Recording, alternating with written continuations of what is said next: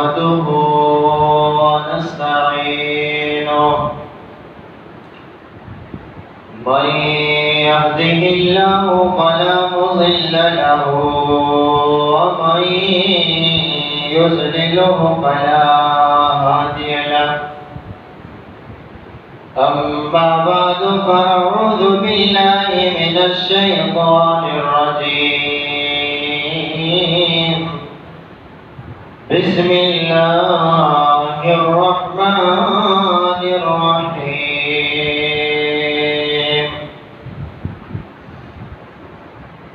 الذين يتبعون الرسول النبي الأمي الذي يجدونه مكتوبا عندهم في التوراة والإنجيل يأمرهم بالمعروف وينهاهم عن المنكر ويحل لهم الطيبات ويحرم عليهم الخبائث ويضع عنهم إصرهم والأغلال التي كانت عليهم فالذين آمنوا به وعزروه ونصروه واتبعوا النور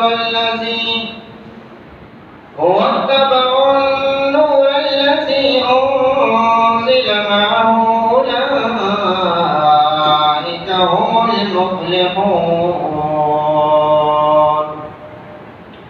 قال النبي صلى الله عليه وسلم فمن رغب عن سنتي فليس مني. اللهم صل على محمد وعلى آل محمد كما صليت على إبراهيم وعلى آل إبراهيم إنك حميد مجيد. اللهم بارك على محمد وعلى آل محمد كما باركت على إبراهيم وعلى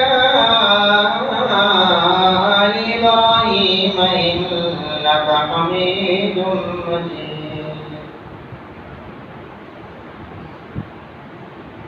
محترم سامعین، میں نے آپ کے سامنے جو ایک آیت تلاوت کی ہے اس میں اللہ تبارک و تعالی اپنے نبی کی کچھ صفات بیان کر رہے ہیں اور ان صفات میں سے ایک صفت یہ ہے کہ یأمرہم بالمعروف، یہ نبی لوگوں کو اچھے کاموں کا حکم کرتا ہے، وَيَنْهَاهُمْ عَنِ الْمُنْكَرِ، اور برے کاموں سے روکتا ہے، منع کرتا ہے، وَيُحِلُّ لَهُمُ الطَّيِّبَاتِ، اور لوگوں کو پاک چیزیں حلال بتاتا ہے، حلال چیزوں کو حلال بتاتا ہے۔ حلال کرنا یہ نبی کا کام نہیں ہے، حلال بتانا یہ نبیوں کا کام ہوتا ہے۔ حلال و حرام کرنے والے ذات کسی چیز کو، یہ اللہ تبارک و تعالیٰ کی صفت ہے۔ نبی بھی کسی چیز کو حلال و حرام نہیں کرتا، بلکہ جو اللہ نے حلال کیا نبی اس کو حلال بتاتا ہے، جس کو اللہ نے حرام کیا نبی لوگوں کو اس کو حرام بتاتا ہے۔ حلال کرنا اللہ کا کام ہے، حرام کرنا اللہ کا کام ہے، البتہ حلال بتانا ہی نبیوں کا کام ہے، حرام بتانا ہی نبیوں کا کام ہے۔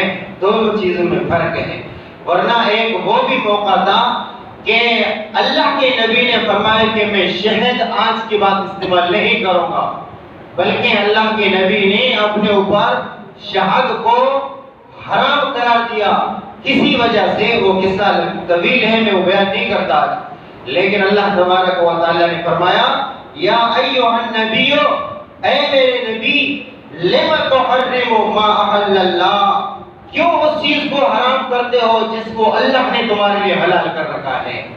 جس چیز کو تمہارے لیے اللہ نے حلال کیا ہے یعنی شہد کو، تو تم اپنے اوپر حرام کیوں قرار دیتے ہو؟ تو لہذا تم نے اگر حلال چیز کو حرام کیا تو اس کو کہتے ہیں قسم، قسم کا پھر کفارہ ادا کرنا پڑے گا۔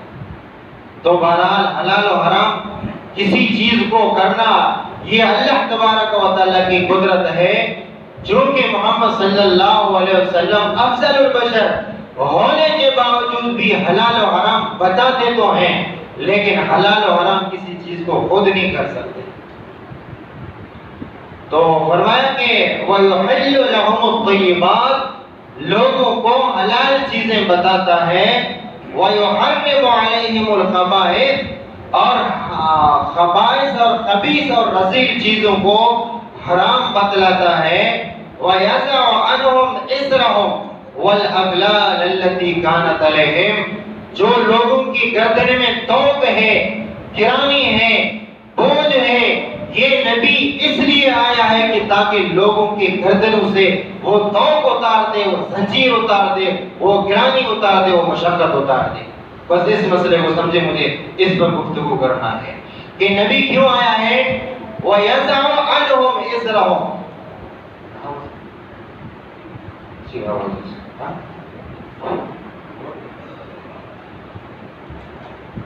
وَيَضَعُ عَنْهُمْ إِصْرَهُمْ، کہ یہ نبی تم سے بوجھ کو اتارتا ہے۔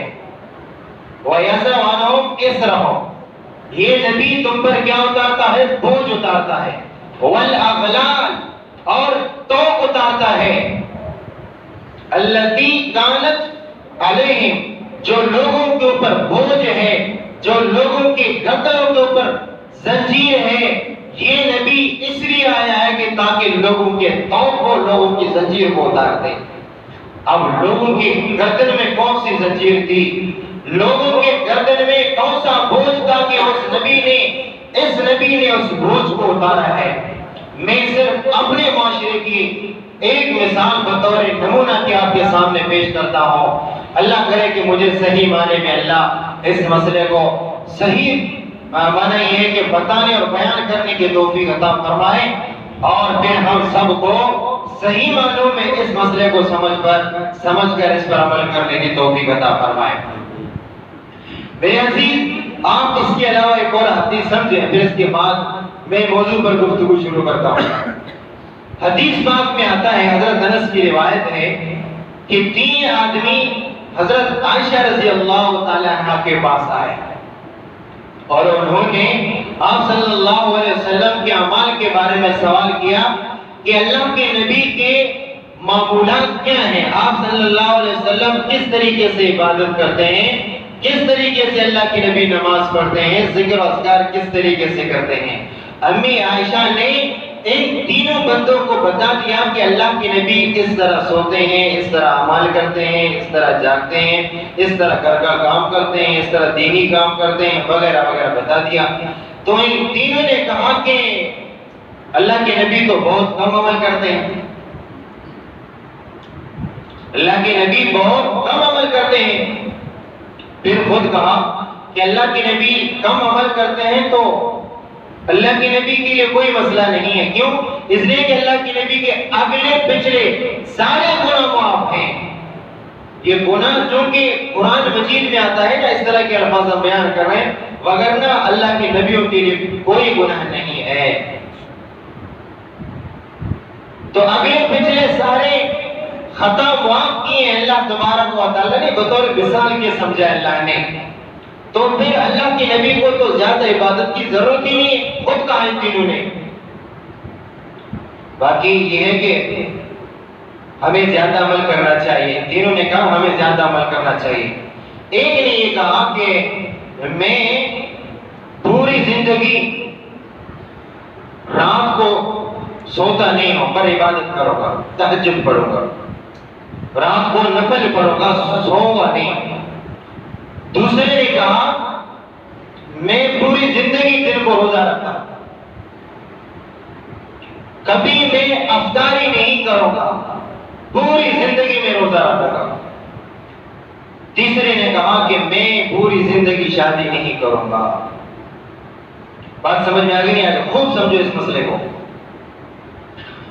تو آپ صلی اللہ علیہ وسلم گھر تشریف لائے، 3 بندے کہہ کر چلے گئے تھے، انہوں نے یہ باتیں امی عائشہ سے کہی تھی، اللہ کے نبی گھر میں موجود نہیں تھے۔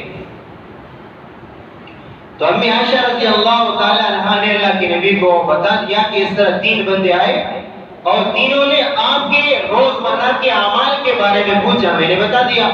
اور پھر ان تینوں نے کہا کہ ایک نے کہا کہ میں پوری زندگی رات عبادت کروں گا، سوتا نہیں ہوں۔ ایک نے کہا میں پوری زندگی دن کو روزہ رکھوں گا، کبھی افطار نہیں کروں گا۔ اور تیسرے نے کہا کہ میں پوری زندگی شادی نہیں کروں گا۔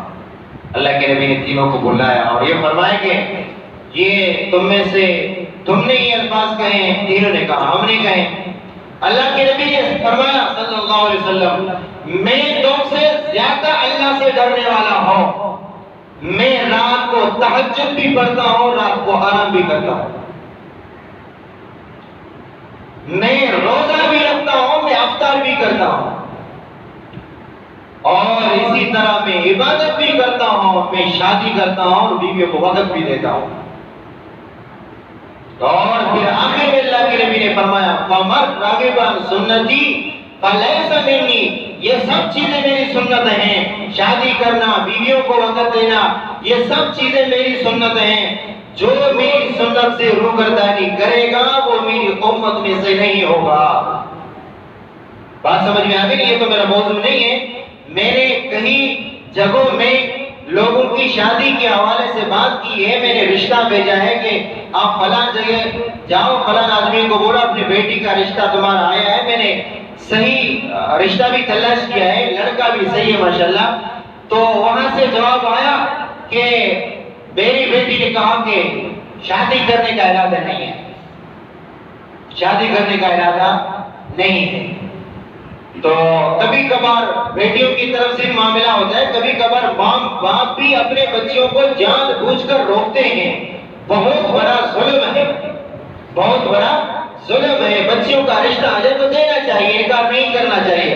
اگر کہیں پہ ماں باپ اس فیل میں ملوث ہیں، بچیوں سے اگر کوئی خطا سرزد ہو جائے تو ماں باپ برابر اس جرم میں شریک ہیں، ماں باپ بھی برابر اس جرم میں کیا ہے؟ شریک ہیں۔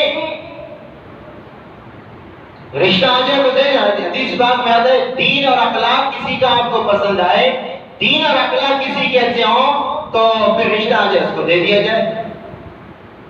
لیکن لوگ جان بوجھ کر نہیں دیتے ہیں کہ ہمارے خاندان میں سے نہیں ہے۔ یہ کس نے کہا خاندان میں شادی کرنا ضروری ہے؟ تو ہمارا شریعت نے یہ نہیں کہا کہ رشتہ آ جائے تو رشتہ دے دیا جائے۔ تو بہت سارے لوگ دیدار کرانے سے تعلق رکھتے ہیں، اس معاملے میں سستی کرتے ہیں۔ اللہ کے نبی نے ان تینوں کو کہا کہ تم اگر نکاح نہیں کرتے ہو، عبادت کرتے ہو، روزہ رکھتے ہو، لیکن چونکہ یہ بھی میری سنت ہے، جو میری سنت سے اعراض کرے گا وہ میری امت میں سے نہیں ہوگا۔ میرا یہ موضوع نہیں آج، لیکن ضمنی بات آگے میں نے آپ کو بتا دیا۔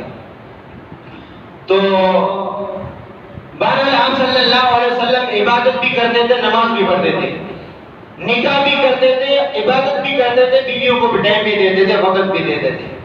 دین اسی چیز کا نام ہے۔ دین صرف تسبیح کا نام نہیں ہے، دین صرف نماز کا نام نہیں ہے، دین مسجد کے اندر بھی ہے، مسجد سے باہر بھی ہے، بلکہ مسجد کے اندر دین کم ہے، باہر دین زیادہ ہے۔ یہاں پہ تو صرف آپ کا تعلق اللہ تبارک و تعالیٰ سے ہے، باہر تجارت ہے، لوگوں کے ساتھ معاملات ہیں، ہمسائے کے ساتھ تعلق ہیں، بیوی بچوں کے ساتھ تعلق ہے، وہ تو سب پردے سے باہر ہے۔ اب شریعت ہمیں یہ بتاتی ہے، مذہب میں یہ بتاتا ہے کہ ہمسائے کے ساتھ کس طریقے سے تعلق رکھنا ہے، بیوی کے ساتھ کس طریقے سے تعلق رکھنا ہے، بچے کے ساتھ کس طریقے سے تعلق رکھنا ہے، پڑوسیوں کے ساتھ کس طریقے سے تعلق رکھنا ہے۔ یہ سب مسجد کے اندر نہیں، باہر کے معاملات ہیں۔ تو شریعت جس طرح مسجد کے اندر ہمیں عبادات کی تلقین کرتی ہے، اسی طرح شریعت ہمیں یہ بھی بتاتی ہے کہ معاشرے میں کس طریقے سے چلنا ہے۔ آج میں نے قرآن مجید کی ایک آیت آپ کے سامنے پڑھی، کہ اللہ کے نبی صلی اللہ علیہ وسلم کے بارے میں آیا ہے کہ یہ نبی بوجھ اتارتا ہے تم سے بوجھ، جو تم لوگوں نے اپنے گلے میں بوجھ رکھا ہے، جن لوگوں نے اپنے گردنوں میں بوجھ رکھا ہے، یہ نبی تم سے وہ بوجھ اتارتا ہے۔ ابھی بوجھ کیا ہے؟ میں نے کہا کہ میں صرف اس معاشرے کی ایک مثال دیتا ہوں، اس کو خوب سمجھو۔ اور لوگ بہت بڑی غلط فہمی کا شکار ہیں، مجھ سے بہت زیادہ سوال کرتے ہیں، تو اس وجہ سے میں نے آج اس موضوع کا انتخاب کیا ہے۔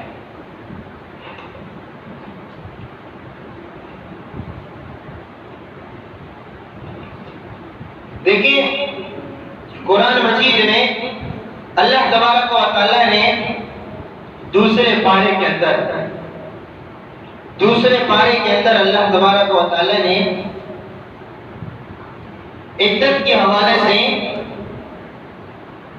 یہ بیان فرمایا کہ والذین یتوفون منکم، کہ تم میں سے کسی کا شوہر فوت ہو جائے، اور وَيَذَرُونَ أَزْوَاجًا، پیچھے اس کی بیوی رہ جائے، يَتَرَبَّصْنَ بِأَنفُسِهِنَّ، وہ عورت اپنے آپ کو روکے رکھے، أَرْبَعَةَ أَشْهُرٍ وَعَشْرًا، 4 مہینے 10 دن، فَإِذَا بَلَغْنَ أَجَلَهُنَّ، جب اس کی مدت پوری ہو جائے، فَلَا جُنَاحَ عَلَيْكُمْ، تو تم پر کوئی گناہ نہیں ہے، فیما فعلن فی انفسہن بالمعروف، 4 مہینے 10 دن کے بعد وہ عورت اپنے آئندہ آنے والی زندگی کے بارے میں جو سوچے نکاح وغیرہ کے حوالے سے، تو وہ کرے، اپنی زندگی کا مختار ہے، تو تمہیں منع کرنے کی اجازت نہیں ہے۔ واللہ بما تعملون خبیر، اللہ تبارک و تعالیٰ تمہارے اعمال سے باخبر ہے۔ اس کے علاوہ ایک اور حدیث سمجھیں، حدیث پاک میں آتا ہے کہ اللہ کے نبی صلی اللہ علیہ وسلم نے ارشاد فرمایا، آخر زمانے میں دجال آئیں گے، کذاب آئیں گے، دجال آئیں گے، کذاب آئیں گے، اور تمہیں ایسی باتیں بتائیں گے نہ تم نے وہ باتیں سنی ہے نہ تمہارے باپ دادے نے سنی ہے۔ بات سمجھ میں آگے نہیں آگے؟ تو لہٰذا اللہ کے نبی صلی اللہ علیہ وسلم نے فرمایا ان سے بچو، کیونکہ یہ تمہیں فتنے میں ڈالیں گے اور تمہیں گمراہ کریں گے۔ ان کے پاس قرآن و سنت والی کوئی دلیل نہیں ہوگی، اگر تم سے وہ بات کریں گے تو بلا دلیل بات کریں گے۔ قرآن مجید میں ایسے لوگوں کے بارے میں آتا ہے قتل الخراصون، ایسے لوگوں کے لیے ہلاکت ہے جو بے تکی باتیں کرتے ہیں، بلا سند اور بلا دلیل کی باتیں کرتے ہیں، ایسے لوگ ہلاک ہو جائیں، تباہ و برباد ہو جائیں۔ ایسے لوگ جن کے پاس نہ قرآن کی دلیل ہے نہ حدیث کی دلیل ہے، لیکن لوگوں کے لیے خامخواہ گرانیاں پیدا کرتے رہتے ہیں۔ تو لہذا ایسے لوگوں سے انسان کو بچنا چاہیے۔ اب میں بات کر رہا ہوں آپ کے سامنے عدت کی۔ کس کی بات ہو رہی ہے؟ عدت کی۔ عدت کی تو کئی قسمیں ہیں۔ ایک عدت یہ ہے کہ ایک آدمی اپنی بیوی کو 3 طلاق دے دے، 3 طلاق دے دے، تو 3 طلاق دینے کے بعد بھی وہ عورت 3 حیض عدت گزارے گی۔ یہ بھی آج میرا موضوع نہیں ہے۔ اچھا، ایک عورت وہ ہے کہ جس کے شوہر نے 1 طلاق دی ہے یا 2 طلاق دی ہے، 3 نہیں دیے، 2 طلاقیں دی ہیں، 1 طلاق دی ہے، تو اب بھی اس کی بیوی کو رجوع کرنا چاہے، 3 طلاق دیے تو پھر رجوع نہیں کر سکتا ہے۔ یہ مسئلے کو خوب سمجھو، پھر آپ گڑبڑ کرو گے۔ ایک عورت وہ ہے کہ جس کو اس کے شوہر نے 3 طلاقیں دی ہیں، ختم۔ پھر اگر کوئی یہ کہے کہ نہیں ہم رضامندی سے دوبارہ لے کر آئیں گے، جیسے آج کل ہو رہا ہے، صلح ہو گئی، 3 طلاقیں دے دی، صلح ہو گئی، پھر بھی رہ رہے ایک دوسرے کے ساتھ، یہ قرآن کے ساتھ مذاق ہے، شریعت کے ساتھ مذاق ہے۔ پھر کہتے ہیں تو بچے بات نہیں مانتے، بھئی 3 طلاق کے بعد تو پیدا ہوں گے تو کیڑے مکوڑے کیسے تمہاری بات مانیں گے؟ وہ تمہارے بچے ہیں نہیں، تمہاری بات کیوں مانیں؟ تم تو اپنے بچوں کی بات کرو، جو طلاق سے پہلے پیدا ہو چکے ان کی بات کرو، جو طلاق کے 3 طلاق کے بعد پیدا ہو تمہارے ہے نہیں، کیوں تمہاری بات مانے گے؟ اب مسئلہ کیا ہے؟ 3 طلاق دینے کے بعد تو وہ ہے بھی نہیں. جتنے لوگ پنچایت کے ذریعے سے میر معتبر کے ذریعے سے اس کو لانے کی کوشش کریں تو اپنے طور پر تو لا سکتے ہیں, لیکن شریعت کے طور پر کوئی اجازت نہیں ہے, راستہ بند ہو گیا. نمبر 2, یہ تو کہ 3 طلاق دینے کے بعد 1 طلاق دی, 2 طلاق دی, تب بھی اس کی بیوی ہے. 1 طلاق دی تب بھی 2 کا اختیار ہے, شرط ہے کہ رجوع کرے 2 بندوں کے سامنے کہ میں نے رجوع کیا ہے. اور اگر 2 طلاقیں دی ہیں تو تب بھی 1 طلاق کا مالک ہے. قیامت تک ابھی وہ جب تک زندہ رہیں گے تو 1 طلاق کا مالک, آئندہ کبھی کسی نے 1 طلاق بھی دی, ختم, 3 طلاقیں واقع ہو گئی. تو بہرحال اگر 3 طلاقیں نہیں دی, 2 طلاقیں دی ہیں یا 1 طلاق دی ہے تو تب بھی اس کی بیوی ہے, وہ رجوع کرنے کا حق رکھتا ہے. تو اگر اس نے 2 طلاقیں دی ہیں, 1 طلاق دیا, تو یہ بھی ایک عورت عدت گزار رہی ہے. یہ بھی ہمارا آج موضوع نہیں ہے. آج ہمارا موضوع ہے وہ عورت جس کا شوہر وفات پا جائے, اس کی عدت کے حوالے سے ہم بات کریں گے. بات سمجھ میں آ گئی ہے؟ مجھ سے بہت سارے لوگوں نے پوچھا ہے اور لوگوں نے ان کو ایسے مسائل بتا دیے کہ زمانہ جاہلیت میں ایک عورت کا شوہر مر جاتا تو اس کو ایسے بالکل سڑے ہوئے کمرے میں ڈال دیتے, عورت کو گرے ہوئے سڑے ہوئے چھوٹے کمرے میں ڈال دیتے, جسے بکریوں کا واڑہ ہوتا ہے نا, ایسے باڑے کے اندر عورت کو رکھ دیتے اور کھانا بھی اسی گھر کے اندر دیتے, چھوٹا کمرہ ہوتا اسی کے اندر دیتے. 1 سال کے بعد اس عورت کو باہر نکال دیتے.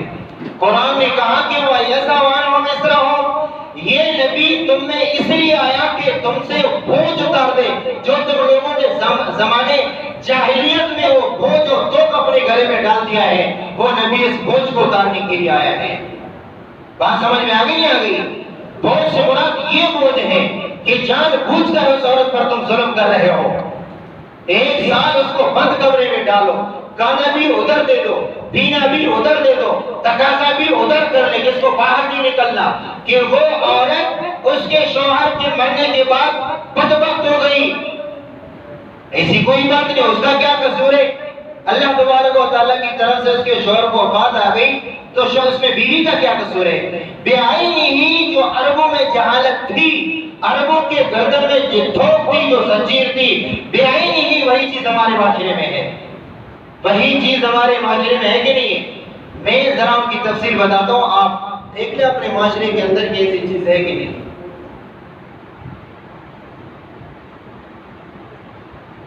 ہمارے معاشرے میں کیا ہوتا ہے؟ ہمارے معاشرے میں یہ ہوتا ہے کہ اگر کسی عورت کا شوہر فوت ہو جائے اس کو کیا کرتے ہیں؟ بڑی چادر اس کے سر کے اوپر ڈال دیتے ہیں اور گھر کا وہ کونا جو زیادہ تنگ و تاریک ہو اس کے لیے وہ کونا مختص کرتے ہیں. اور پھر کیا کرتے ہیں؟ یہ بڑی چادر کافی نہیں, وہ گھر کا کونا کافی نہیں, ساتھ میں پردہ بھی لگا لیتے ہیں کہ تاکہ اس کا شوہر تو ویسے مر گیا, ہم تو دونوں سے بیزار تھے. گھر والوں کا ہوا یہ رویہ اور یہ کہنا ہے کہ ہم تو دونوں سے بیزار تھے, ایک تو مر گیا بھلے اس سے بھی جان چھوٹ جائے. مارنے کے تو مترادف ہے نا, اتنی بڑی چادر گھر کے کونے میں, اور یہ بس نہیں ہے اور ساتھ میں وہ خیمہ بھی لگاتے ہیں تاکہ ادھر مر جائے سڑ جائے, ایک تو چلا گیا اس کے پیچھے پیچھے ہم دوسروں کے وہ بھیج دیں. یہ عدت نہیں ہے, یہ عورت کو موت کے دہانے پہ لے کے جانا ہے. یہ عورت کو عذاب دینا ہے, اپنے ہاتھوں پر گلا دبا دینا ہے اس عورت کو. تمہیں کس نے کہا کہ عورت کی عدت یہ ہوتی ہے؟ اور پھر کہتے ہو گھر سے بھی باہر نہ نکلے, ملاقات بھی نہ کرے اپنے بچوں سے. میں تو کہتا ہوں یہ عدت نہیں ہے, اس سے بہتر ہے کہ اس کا گلا دباؤ, ایک کو تو بھیجا تو دوسرے کو بھی پیچھے بھیج دو. کس نے کہا یہ عدت ہے؟ عدت کا معنی کیا ہے؟ عدت کا معنی یہی ہے کہ وہ اس کے اوپر بھوری ڈال دو, پھر وہ کونے میں اس کو رکھو, گھر سے باہر نہیں نکالو, لوگوں سے بات چیت بند. اچھا پھر وہ تقاضی کے لیے اگر باہر نکلے تو وہ بھی کسی کو دیکھتی نہیں ہے. اتنی بڑی چادر خواہ اپنے آپ پر ظلم کیوں کرتے ہو؟ قرآن میں اللہ نے فرمایا کہ اس نبی کو میں نے اس لیے بھیجا تاکہ تم پر اس بوجھ کو اتار دو جو تم نے بوجھ اپنے اوپر خود ڈال دیا ہے۔ اس نبی کو ہم نے اس لیے بھیجا، یہ توق، یہ زنجیر تم اپنے گردن میں خود ڈال لگے ہو۔ اللہ کے نبی اس لیے آئے کہ توق تمہارے گردن سے ہٹائے، یہ زنجیر تم نے اپنے گھروں میں گردنوں میں جو لٹکا دی ہے اس کو اتارنے کے لیے میرا نبی آیا ہے۔ عدت اس کو نہیں کہتے ہیں جو میں نے اور آپ نے سمجھا ہے کہ بڑی چادر اس کو اوڑھ دو کہ وہ بھی اس گرمی میں۔ ابھی تو لائٹ ہر دو گھنٹے کے بعد چلی جاتی ہے۔ اماں کہاں ہے؟ اماں اعتکاف میں۔ لوگ پوچھتے اماں کہاں؟ اماں اعتکاف اس میں عدت میں۔ عدت کہاں پہ ہے؟ وہ گھر کے کونے میں بڑی چادر ہے پوری لگا کے وہ بیٹھی ہوئی ہے اور وہ یہ سمجھے اس پر مجھے ثواب ملے گا، عذاب ملے گا، ثواب کوئی نہیں۔ آخرت کا عذاب تو دور ہے، دنیا میں عذاب میں مبتلا ہو۔ بھئی عدت کا معنی کیا ہے؟ عدت کا معنی یہ شوہر کی چار دیواری سے باہر نہ نکلو، بس۔ سمجھے نہیں سمجھے؟ جو شوہر کی ملکیت ہے اس چار دیواری سے بلا ضرورت باہر نکلنا جائز نہیں ہے۔ میں ایک لفظ پر میرے غور کرو تو مسئلہ سمجھ میں آئے گا۔ شوہر کی چار دیواری سے بلا ضرورت، یہ بھی سمجھو، بلا ضرورت کو بھی یاد کرو، بلا ضرورت شوہر کی چار دیواری سے باہر نہ نکلے، اس کو عدت کہا جاتا ہے۔ یہ کوئی نئی بات آپ ایسے دیکھ رہا ہوں، میں نئی بات آسمان سے لے رہا ہوں اور آپ کے سامنے ڈال رہا ہوں۔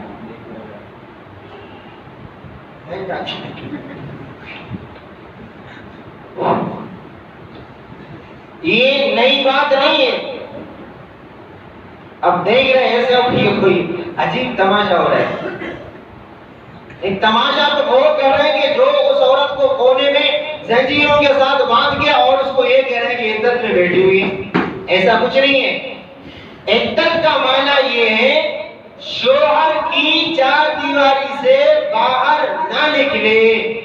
کمرے سے نہیں کہہ رہا ہوں، کمرہ نہیں، اس گھر میں، اس کمپاؤنڈ میں، اس چار دیواری میں اگر 10 کمرے ہیں شوہر کے، بیٹوں کے، بہوؤں کے، وہ عورت اس 10 کمروں میں بلا جھجک بغیر کام کے بھی جا سکتی ہے۔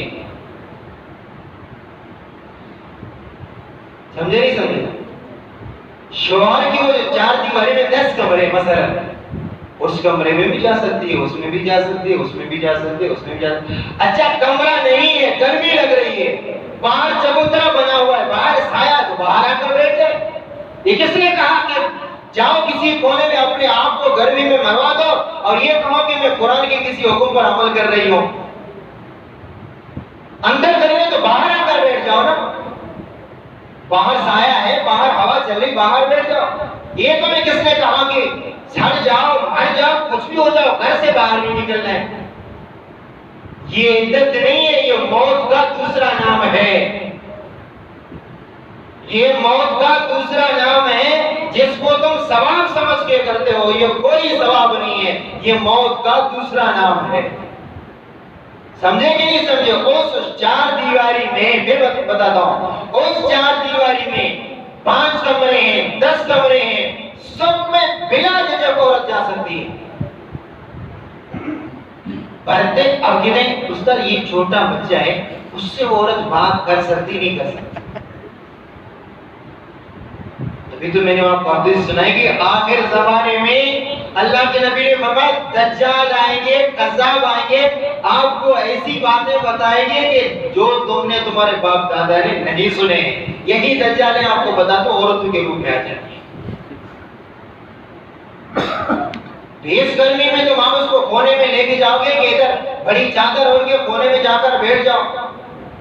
یہ تمہیں کس نے کہا عدت اس کو کہا جاتا ہے؟ بھئی کمرے میں آپ کا دل کرے کمرے میں بیٹھ جاؤ، اس کمرے میں ہوا نہیں آ رہی دوسرے کمرے میں چلی جاؤ، دوسرے کمرے میں ہوا نہیں آ رہی تو صحن میں بیٹھ جاؤ، چبوترے میں بیٹھ جاؤ، گھر کے بیچ میں سایہ ہے ادھر بیٹھ جاؤ۔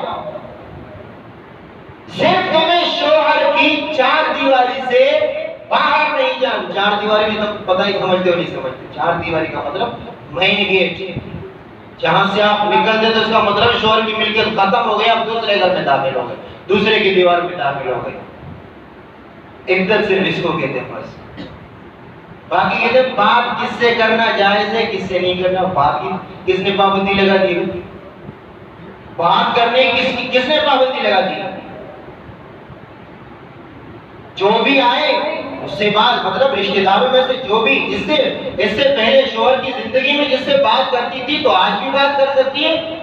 عدت کا بات کرنے سے کیا تعلق ہے؟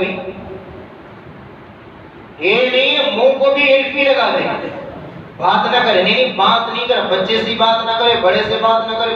نہیں بات سب سے کرے.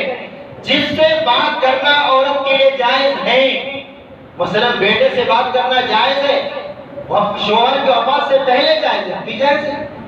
بہو سے بات کرنا پہلے جائز ہے, اب بھی جائز ہے. چاچا سے بات کرنا پہلے جائز ہے, اب بھی جائز ہے. ماما سے بات کرنا پہلے جائز ہے, اب بھی جائز ہے. وہ موت کی وجہ سے, شوہر کی وفات کی وجہ سے بات کرنے میں کوئی پابندی نہیں. ہاں شریعت نے جو پابندی لگا دی ہے, اجنبی سے بات کرنا شوہر کی زندگی میں ناجائز ہے, اب بھی ناجائز ہے. اس کا کسی کے موت سے کسی کے زندہ ہونے سے کیا تعلق ہے؟ یہی مسئلہ پردے کا بھی ہے. ابھی کوئی بچہ بھی آ جائے نا, اس عورت کو پتہ نہیں ہو, لپیٹ دے کو بھائی شو. اور عدت کا پردے سے کیا تعلق ہے؟ پردہ کیسے فرض ہے؟ جیسے پردہ فرض ہے شوہر کی موجودگی میں, شوہر کی زندگی میں اجنبی مرد سے پردہ فرض ہے تو اب بھی فرض ہے. اس کا شوہر کی موت سے زندگی سے کیا تعلق ہے؟ پردہ مستقل اللہ تبارک و تعالیٰ کا حکم ہے. شوہر زندہ ہے اجنبی سے پردہ ہے, شوہر وہ فوت ہو گیا تو اب بھی اجنبی سے پردہ ہے. شوہر کی زندگی میں اپنے بچوں سے محرم سے کوئی پردہ نہیں, اب بھی نہیں. تو پردے کا کسی کے مرنے سے کیا تعلق ہے؟ تو خدا نے یہ جو توق ہے, یہ زنجیر ہے, لوگوں نے اپنی گردنوں میں خود لٹکا دی, شریعت نے نہیں لٹکائی ہے. یہ توق, یہ زنجیر, یہ بوجھ, یہ پتھر لوگوں نے خود اپنے گردن میں لٹکا دیے ہیں. قرآن حدیث شریعت اس چیز کو بالکل رد کر دی ہے. اچھا بعض جگہوں میں کہتے ہیں کہ جو عورت عدت گزار رہی ہے نا وہ آسمان کو بھی نہ دیکھے. آسمان کو, ہاں وہ صرف زمین کو دیکھے اور کٹا بنا اسی میں جائے, یعنی وہ آسمان کو بھی نہ دیکھے. اچھا کہیں پہ اگر کسی کا شوہر فوت ہو جائے تو پھر کیا کرتے ہیں؟ نہیں بھائی یہ عدت میں بیٹھی ہے, اس کو کھانا بنانا بھی نہیں ہے, اس کو کسی سے بات بھی نہیں کرنی ہے, اور یہ کہ گھر کا جھاڑو پونچھا بھی نہیں لگانا ہے, اور مہمان آئے تو مہمانوں کو منہ بھی نہیں لگانا ہے. یہ کوئی نئی ایجاد ہے, نئی بدعت ہے. بھائی انسان کا بچہ بنے اور مہمان آئے مہمان کو سلام کرے, مہمان اگر اپنے رشتہ دار آ جائیں سے بات کریں کہ پاس بیٹھ جائے, مجلس بھی کرے. ابھی یہ کہ مہمان بھی آگے کہاں ہے, وہ تو کونے میں بیٹھے, مہمان بھی اس سے بات نہیں کرتے. مہمان بھی تو اسی کے مذہب کے, مہمانوں کو تو بھی اسی طرح بتایا گیا نا, اس سے تو بات نہیں کرنی ہے, کیوں وہ عدت میں بیٹھی ہے. ایسا لگتا ہے کہ محمد صلی اللہ علیہ وسلم کی امت نہیں, وہ بنی اسرائیل کی امت ہے. وہ نہیں کہ روزے کی حالت میں بھی لوگوں سے بات نہیں کرتے تھے, اگر کسی نے بات کی تو روزہ ٹوٹ جائے گا, فاسد ہو جائے گا. مہمان آئے, آپ کے رشتہ دار ہیں, آپ کے لیے آئے, آپ کے گھر میں آئے, آپ گھر کے کونے میں بیٹھو, آج ان سے بات کرو, کبھی سے بات کرو, عزت کے ساتھ بات کرو, احترام کے ساتھ بات کرو. وہ تم سے ملنے کے لیے آئے ہیں اور تم گھر کے کونے میں اللہ اللہ کر رہی ہو, اس کی عبادت سمجھتی ہو. بھئی جو عورت عدت میں بیٹھتی ہے وہ گھر کا پونچھا بھی لگا سکتی ہے, روٹی بھی پکا سکتی ہے, جھاڑو بھی لگا سکتی ہے, اور کپڑا بھی دھو سکتی ہے, سب کچھ کر سکتی ہے. اس کا عدت سے کیا تعلق ہے؟ ابھی آپ کہیں یہ کوئی نیا فتویٰ مارکیٹ میں آ گیا. بھائی یہ عورت ہے, یہ پتہ نہیں کہاں سے مسئلہ لے, مسئلہ تو تم کر کے لے کر آتے ہو. عدت کا معنی یہ ہے کہ شوہر کی چار دیوار سے باہر نہ نکلے, بس اتنی سی بات ہے. تم نے اتنی بڑی, تم آگے سے بھی لگا دی, پیچھے سے بھی لگا دی, تو تم نے لگا دی.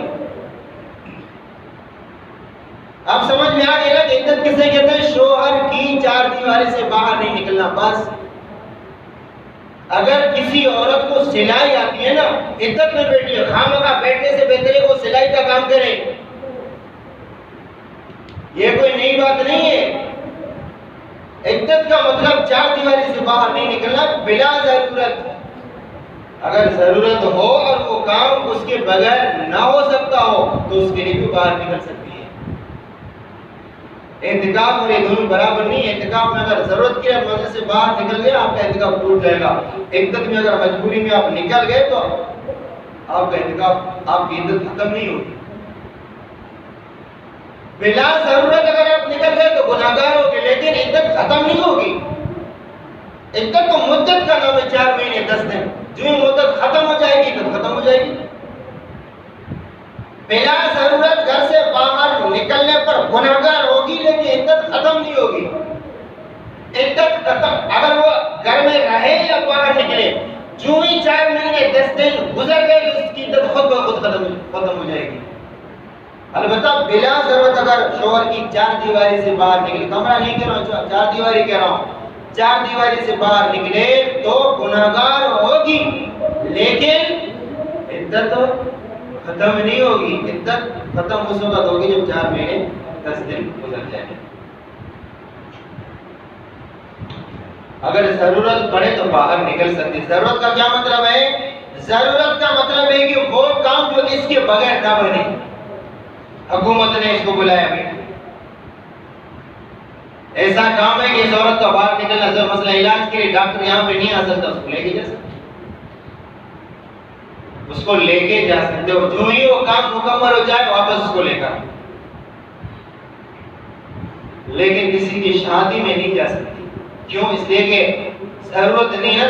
ضرورت ہو کہ جو آپ کے بغیر نہ ہو. اب میں اور آپ نہ بھی ہوں تب بھی شادی ہو سکتی ہے.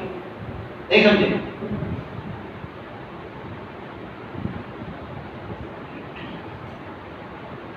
یہ مسئلہ سمجھ میں آیا کہ نہیں آیا کہ عدت کس چیز کا نام ہے؟ گھر سے باہر 4 دیواری سے باہر نہ نکلنا.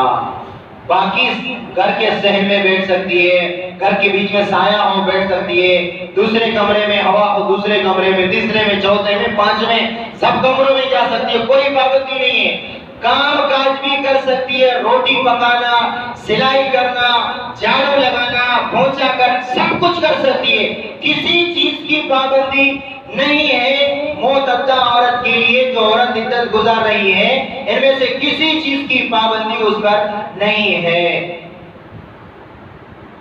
نمبر 2، بعض جگہوں میں تو خاص کپڑے بھی پہناتے ہیں، اس کو خاص کپڑا پہناتے ہیں. شریعت کے اندر خاص کپڑے کا کوئی رواج نہیں. جو کپڑا میسر ہو وہی کپڑا پہنا اس کو. یہ نہیں کہ کالا کپڑا پہنے، سفید بند پہنے، جو دستیاب وہ پہنے. کوئی قید نہیں، کوئی قید نہیں. جس طرح کا کپڑا اس عورت کو میسر ہو وہی پہنے. یہ نہیں کہ شوہر فوت ہو گیا اب اس کو کالا لباس پہناؤ، غم کی علامت کے لیے کالا لباس پہناؤ. نہیں، جس طرح کا لباس میسر ہو اس کو پہناؤ. لباس کی کوئی قید نہیں. نمبر 3، البتہ یہ ہے، یہ عدت ہے. ایک چیز تو ہے کہ 4 دیواری سے باہر نکلنا درست نہیں ہے. نمبر 2، 4 مہینے 10 دن تک عورت کو زیب و زینت والی اشیاء استعمال کرنا جائز نہیں ہے. زیب و زینت والی چیزیں عورت کے لیے استعمال کرنا، جس کا شوہر فوت ہو جائے صرف اس کے لیے 4 مہینہ 10 دن اور اس کی عورت کو زیب و زینت کی چیزیں استعمال کرنا جائز نہیں ہے. مثلا کسی کا شوہر فوت ہو جائے تو 4 مہینے 10 دن تک یہ عورت چوڑی نہیں پہن سکتی، سونا استعمال کے جو خوبصورتی کے لیے وہ استعمال نہیں کر سکتی. بعض جگہوں میں کیا کرتے ہیں، چوڑیاں اتار کے توڑ دیتے ہیں. نہیں، اتار کے رکھنا چاہیے. 4 مہینے 10 دن پورے ہو گئے پھر اس کے بعد اس کو پہنے کوئی حرج نہیں. البتہ 4 مہینے 10 دنوں کے اندر عورت کو ہر اس چیز سے بچنا چاہیے جس سے خوبصورتی جھلکتی ہو. اب وہ آپ خود سمجھتے ہو نا، وہ پاؤڈر ہو، سرخی ہو، خوشبودار تیل ہو، اللہ کا بھلا کرے میک اپ ہو، کجل ہو، اور اس کے علاوہ چوڑیاں ہو، سونے ہو، چاندی ہو، انگوٹھی ہو، چونکہ یہ وہ چیز ہے کہ جو خوبصورتی کے لیے عورتیں استعمال کرتی ہیں، تو لہذا 4 مہینے 10 دن عورت کو چاہے کہ یہ چیز استعمال نہ کرے۔ صرف عورت جس کا شوہر فوت ہو جائے، باقی گھر والے 3 دن کے بعد سب کچھ استعمال کر سکتے ہیں۔ سمجھے نہیں سمجھے؟ باقی گھر والے 3 دن کے بعد سب کچھ استعمال کر سکتے ہیں۔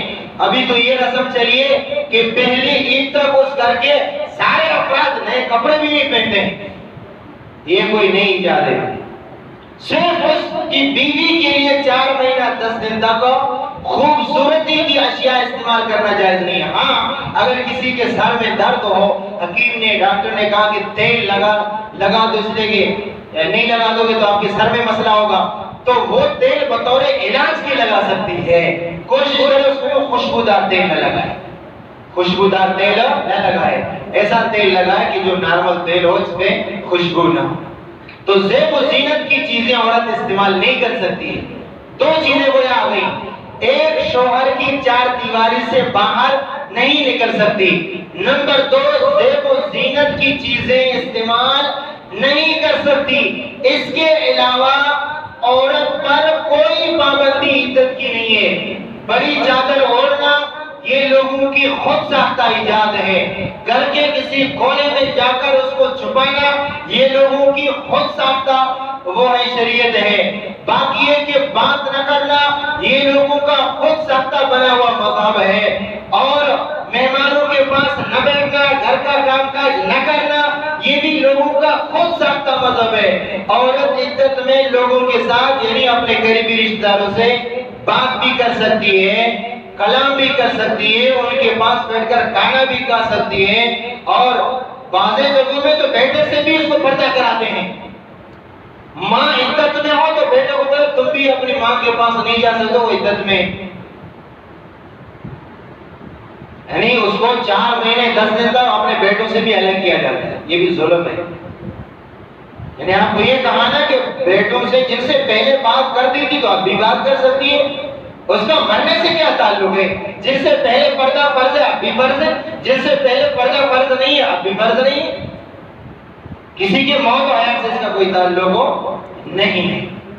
اچھا ایک اور بات، بعض جگہوں میں یہ ہوتا ہے کہ جب 4 مہینے 10 دن پورے ہوتے ہیں تو پھر کیا کرتے ہیں، بہت سارے جو پڑوسی ہوتے ہیں وہ اس کے گھر میں دعوت کے لیے جاتے ہیں، اور پھر اس عورت کو اس گیٹ سے باہر ایک قدم باہر نکالتے ہیں۔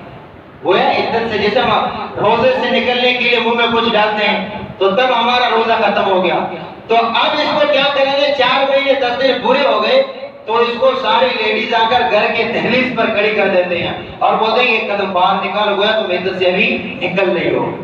یہ بھی خود ساختہ بناوٹ ہے۔ بھئی عدت ختم ہو گئی تو ٹھیک ہے ختم ہو گئی، اس کے لیے باہر نکلنا کس نے کا ضروری ہے؟ ایک قدم باہر نکالا جاتا ہے، اس کو سارے گھر والے آ کر جمع ہوتے ہیں، قریبی رشتہ دار جمع ہوتے ہیں کہ آج اس کا آخری دن ہے، آج اس کا آخری دن ہے۔ بھئی آنا ضروری نہیں ہے، آخری دن ہے، ختم بس کیا ہے، ختم ہو گئی تو اس کے لیے باہر نکلا، ہاں اگر ضرورت ہے تو باہر نکلے، صرف اس مقصد کے لیے کہ میری جو عدت ہے 4 مہینے 10 دن پورے ہو گئے اب میں قدم باہر نکالتی ہوں، کوئی ضروری نہیں ہے۔ تمیز کے ساتھ ایک گھر سے نکلا دوسرے میں جاؤ، ایسے آؤ جاؤ کہ عام حالت، اس کے لیے ٹانگ باہر نکالنا کوئی ضروری نہیں ہے۔ تو بہرحال یہ سب لوگوں کے خود ساختہ باتیں ہیں۔ تو جو عورت عدت میں بیٹھی ہے اس کو چاہیے کہ وہ کام کا بور ہونے سے بہتر ہے کہ گھر کا کام کرے، سلائی مشین کا کام جاتے ہیں، سلائی مشین کا کام کرے، جھاڑو پوچھا لگائے۔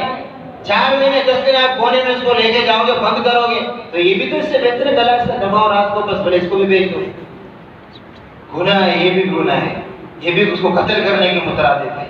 اس کے پاس بیٹھو، جب تک ملاقات بھی نہ کرے اس کے پاس بیٹھو، اس کو تسلی دے دو، تسلی دے دو اس کو، اور ادھر تو پابندی لگائی جائے نہیں جاؤ نہیں جاؤ، وہاں عدت میں بیٹھی ہوئی جاؤ، اس کے ساتھ بات چیت کرو تاکہ 4 مہینے 10 دن کی جو مدت ہے اس کے لیے گران نہ گزرے، مشکل نہ گزرے۔ مجھے تو بہت سارے ایسے لوگوں نے کہا کہ جو عیدگاہ والے یہ پردہ کیوں نہیں لگاتے ہیں، لیکن اعتکاف تو فاسد نہیں ہوتا. کس نے کبھی پردہ لگانا سر؟ اعتکاف کا معنی اللہ کے گھر میں بیٹھنا بس. یہ پرانے زمانے میں وہ اتنی بڑی چادر ڈال کے صرف ایک انصار کرتے ہیں، اتنی نہیں سے بات نہیں کرو اعتکاف میں بیٹھے. یہ اللہ کا شکر ہے، یہ رسم ہم نے ختم کر دیا. چونکہ گھروں کے اندر گھسنا یہ ہمارا کام نہیں ہے.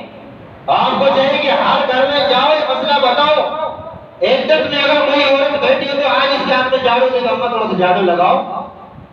یہ میں آپ کو اس لیے جھاڑو نہیں دے رہا ہوں کہ آپ کو جھاڑو دینا ہو، اس لیے دے رہا ہوں جھاڑو تاکہ رسم ختم ہو جائے. اما آ کر تو ذرا بیٹھ جاؤ، صحن میں بیٹھ جاؤ، ہم سب گپ شپ لگا دیں گے تاکہ رسم ختم ہو جائے. بات سمجھ میں آ گئی؟ اما اس کونے میں آئیں گے کمرے میں، اس سے نکل جاؤ، دوسرے کمرے میں چلی جاؤ، تیسرے کمرے میں چلی جاؤ تاکہ رسم ختم ہو جائے. یہ لوگوں نے خود اپنے گردن میں تھوک ڈالی ہے، زنجیر ڈالی ہے. اس تھوک کو شریعت نے نہیں ڈالا ہے، یہ میرے اور آپ نے خود ڈالے ہیں. خدا کے لیے نظموں سے بچو اور اللہ تبارک و تعالیٰ سے توبہ طلب کرو. اللہ اس سے پہلے ہمیں پتہ نہیں تھا، آج پتہ چلا کہ ایک صرف دو چیزوں کا نام ہے. شوہر کی چار دیواری سے باہر نہیں نکلنا ہے، زیب و زینت اختیار نہیں کرنا ہے، صرف اس بیوی کے لیے جس کا شوہر وفات پا چکا ہے. باقی جو گھر والے ہیں 3 دن کے بعد سب کچھ کر سکتے ہیں شریعت کے اندر رہتے ہوئے، شریعت کے اندر رہتے ہوئے. یہ جو پہلی عید کا رواج ہے ہمیں یہ بھی غلط ہے کہ پہلی عید ہے لہذا پڑوسی سارے چلے جاتے ہیں کہ فلاں میں میت ہو گئی، پہلی عید ہے سارے ادھر چلے جائیں گے.